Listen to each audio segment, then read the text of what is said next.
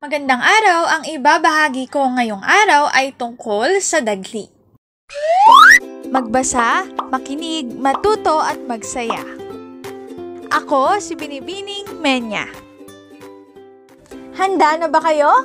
Tara na, umpisa na nating isa-isahin at pirapirasuhin ang mga detalyeng nakapaloob dito. Katulad ng binanggit ko kanina, ang ibabahagi ko ngayong araw ay tungkol sa dagli. Ang dagli, ayon sa katuturang ibinigay ni Arrogante 2007, ay mga sitwasyong may mga nasasangkot na tauhan, ngunit walang aksyong umuunlad, gahol sa bangkay, mga paglalarawan lamang.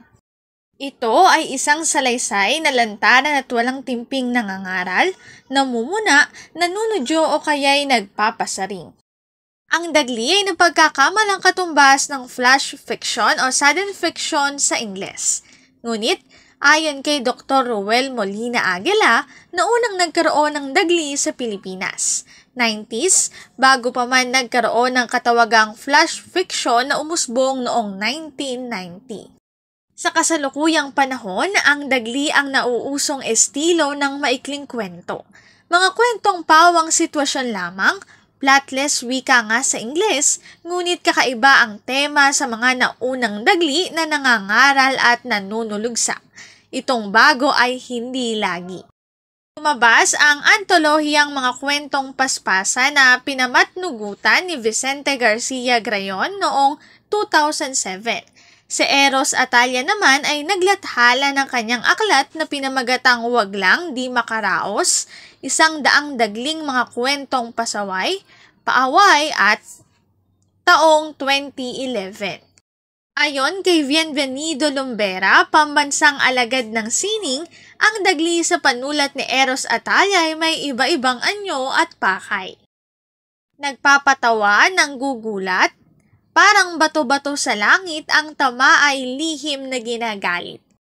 Kung lilingunin ang kasaysayan ng dagli bilang anyong pampanitikan, makikitang bago ang hipo ni Eros sa anyong noong namalasak sa mga diaryo, mga unang taon ng siglo XX. Ayon kay Atalla, walang isang pamantayan kung gaano kahaba ang isang dagli. Higit na kailangan ng pagkontrol ng mga salita. Sa ganitong uri ng akda, nagtitiwala ang sumulat sa kakayahan ng mambabasa na umunawa at makahanap ng kahulugan. Nagbigay ng mga mungkahing paraan si Atalla sa pagsusulat ng dagli. Una, magbigay tuon lamang sa isa, tauhan, banghay, tunggalian, dialogo, paglalarawan ng matinding damdamin o tagpo. Ikalawa, magsimula lagi sa aksyon. Ikatlo, sikaping magkaroon ng twist o punchline sa dulo. Ikaapat, magpakita ng kwento, huwag ikwento ang kwento. At ikalima, gawing double blade ang pamagat. Dito na nagtatapos ang aking pagbabahagi. Sana ay marami kayong natutuhan. Muli, magbasa, makinig, matuto at magsaya. Ako si Binibining Menya. Paalam!